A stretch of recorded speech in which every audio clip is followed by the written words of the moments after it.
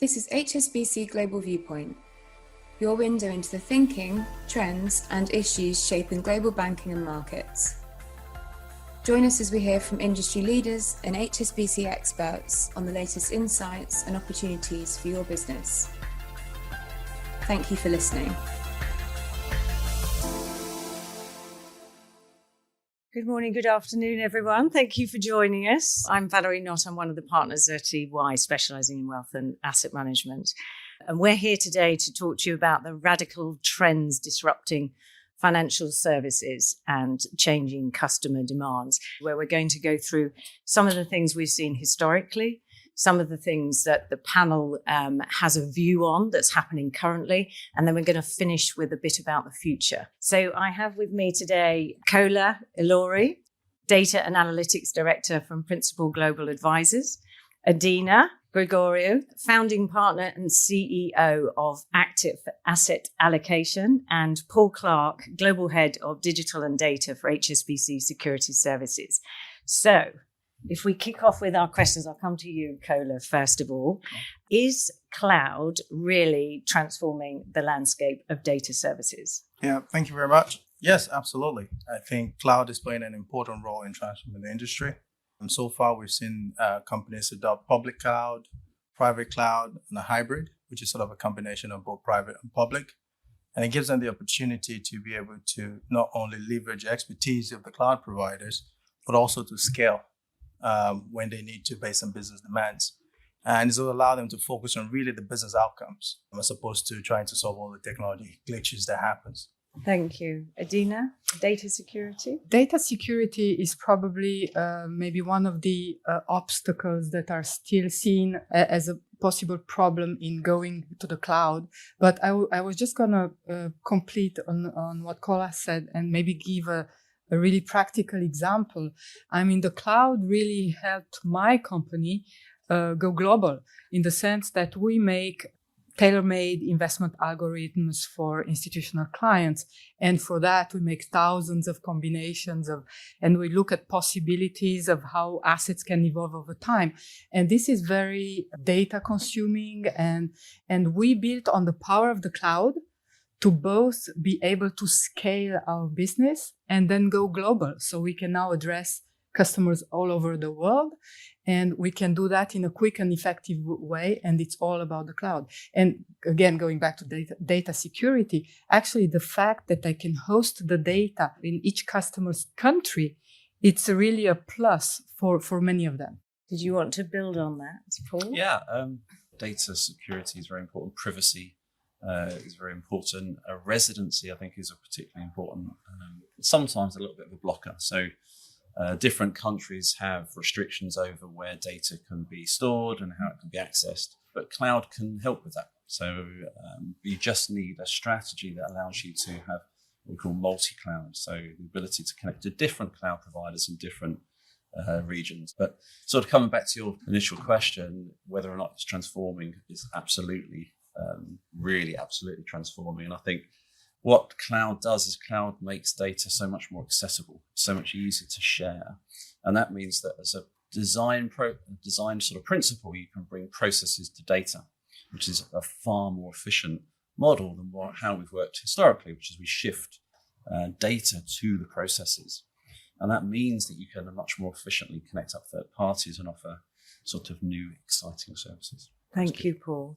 What we really want to do is talk about the exciting aspects of data as well as the challenges. So, Kola, what excites you most about what you're seeing in the market? Personally, is the concept of a data mesh. One of the value from that is it helps with the acquisition of companies. So what data mesh is it allows you, if you're running the cloud, it allows you to be able to connect to your providers as opposed to you trying to bring the centralized data, right? So you really focus on the connectivity between the different providers. And say, for example, you buy a company that is, running on AWS and you're running on Google Cloud. With a data mesh concept, what you can do is you don't need to bring their data to your ecosystem. You use a data mesh framework to literally connect to them. And so it's a seamless integration from buying companies and also from electrical companies, because all you just have to do is just disconnect the connectors from that. And so we see that as something that will be transforming the industry significantly. And also data standardization.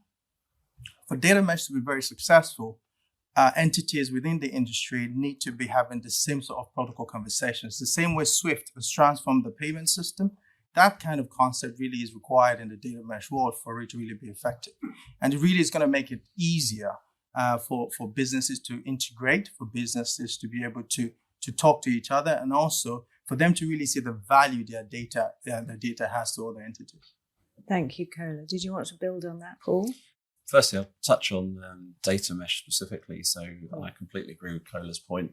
We've at HSBC, we've implemented a data mesh, and it's been quite transformational for us. So, a big part of the implementation of a data mesh and the principles around it is around ways of working. You're trying to avoid that bottleneck of a centralized, typically data warehouse team, a team that manages the data from the domain owners. And what you're trying to do is democratize data in such a way that the owners of the data, you build them a platform and tool and platform features that enable them to then pass that data into this common place and make it accessible and consumer outputs, if you like. And that's been very, very effective for us. So we've had, I think, as of last week, I think we've got 21 teams, which we call tenants. They operate within that mesh, running 82 projects simultaneously. Now, you imagine trying to do that with a central data team. What would you need? 400 or 500 people, and we've got less than a tenth of that running this. It's a far, far more efficient model. So I'd completely echo on the data mesh side.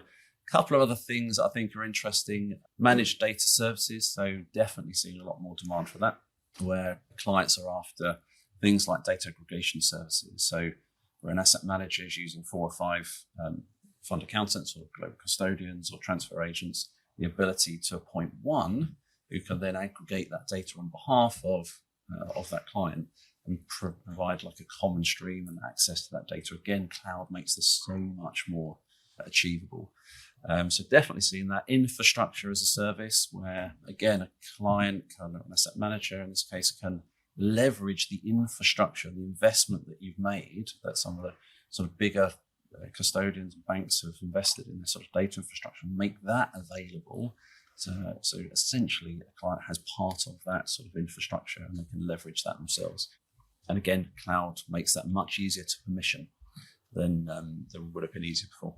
And the third piece I would say is expanded data sets. So there's definitely interest in sort of organizations creating the plumbing and that infrastructure to drive forward and be able to redistribute multiple different data sets, either from across, in our case, a bank, other parts of HSBC, and we can make those data sets available to our clients, or just as much third-party data sets. So we'll do the plumbing, and again, we permission that to our clients. So I think there's a definite shift towards that, which I think is really good news for the consumers. I think It just means they haven't got the headache of having to go through the process of building one.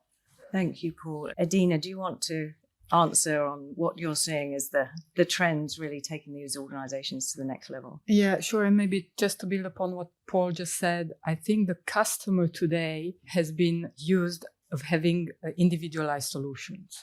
When you look at all the data available, the most exciting thing I think you can do with it is actually use it to individualize solutions for your clients.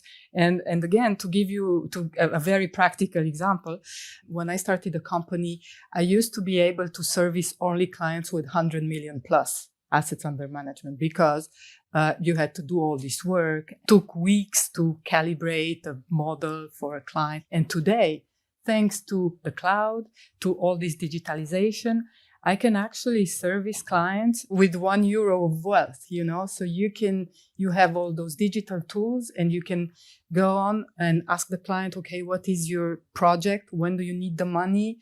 What's the risk you're ready to take? This is how it looks like. And then you can, on the spot, optimize a solution that is linked to that client. And then now going forward to all these things about sustainable investment, right? Yeah. It's going to be, you'll need to be able to individualize the answer with respect to the client's feelings about ESG. Digital and data is the only way forward. Maybe one other interesting point of things that you can do with data, if you associate it with artificial intelligence, Then you get on like working on, for instance, we've developed an advanced indicator of crash on equity markets.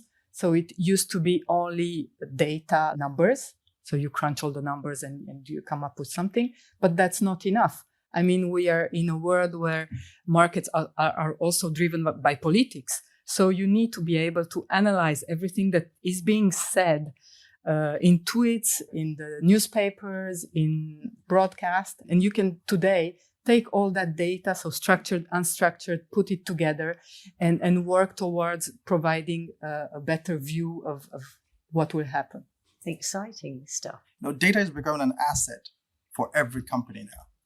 There are lots of companies that all they do is provide data and they make a ton of money from it. Mm-hmm. Companies are going to realize that and they're going to say, if you want my data, you also have to pay me for that. There's something they're going to start putting on their balance sheet, on their income statement, is revenue from data.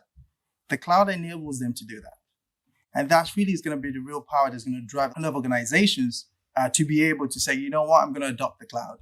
And now we've seen a lot of movement in the hybrid space where they have some public and some private due to security concerns. But I think over time, the value, especially the monetary value from data, is going to allow a lot of companies to adopt it so they can now expose it through the data mesh concept. Thank you.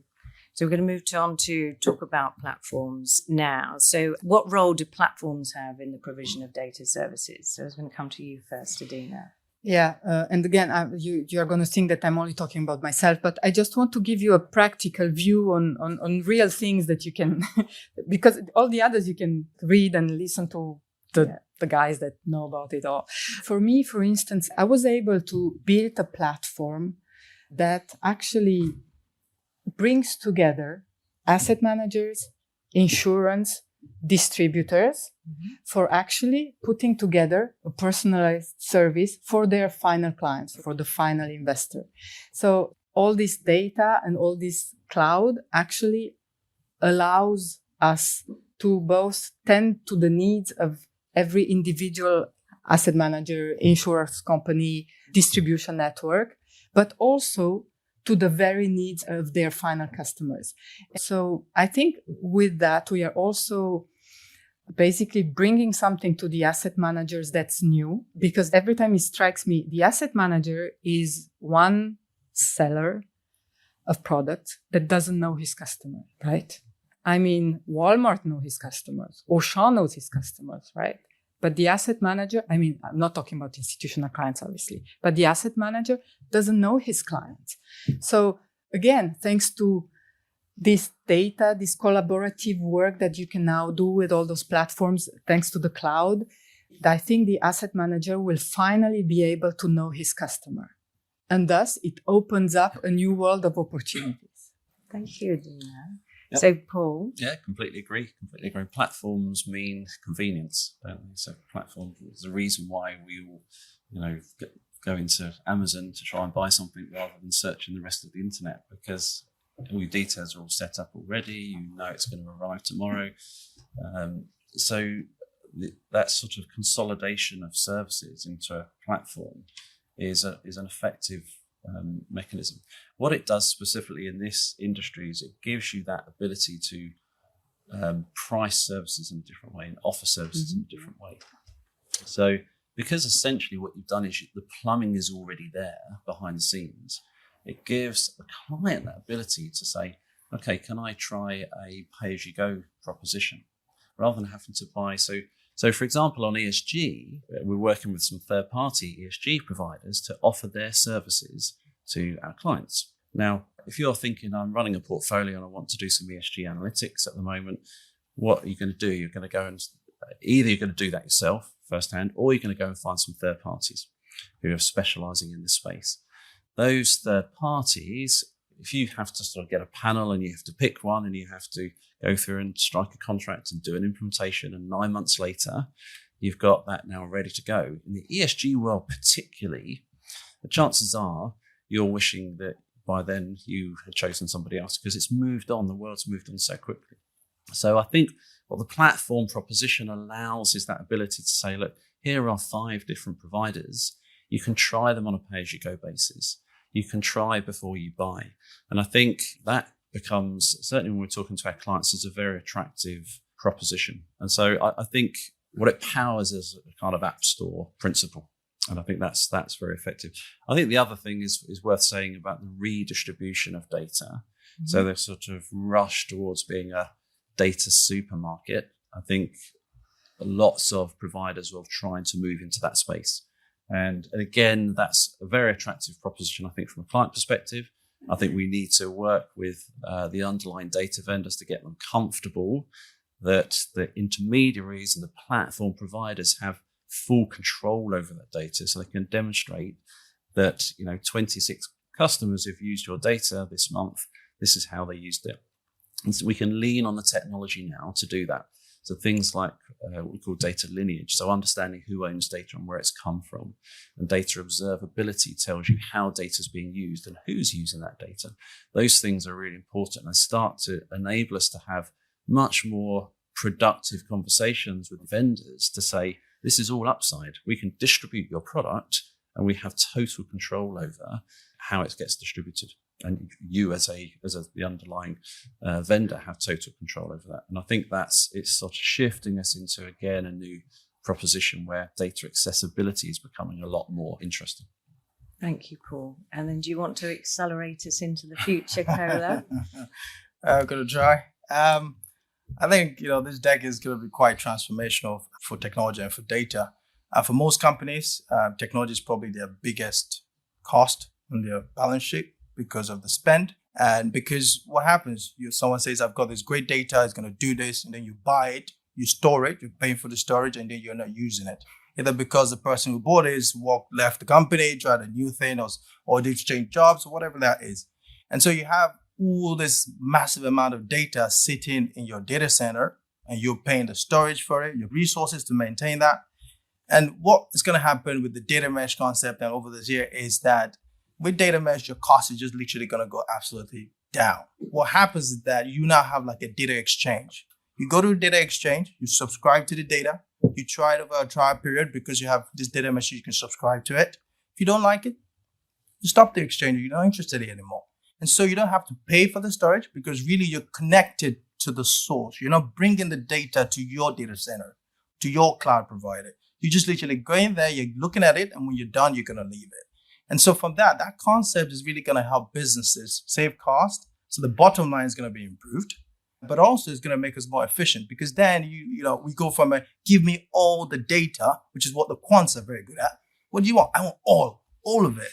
To try this out, it doesn't work, stop it, try the next thing.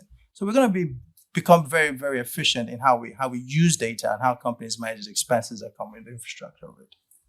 Thank you, Kola. Any final thought about the future you want to leave our audience with? Maybe just one. Take care of your data before it becomes a liability.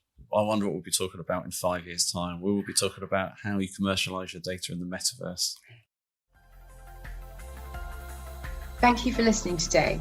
This has been HSBC Global Viewpoint, Banking and Markets. For more information about anything you heard in this podcast, or to learn about HSBC's global services and offerings, please visit gbm.hsbc.com.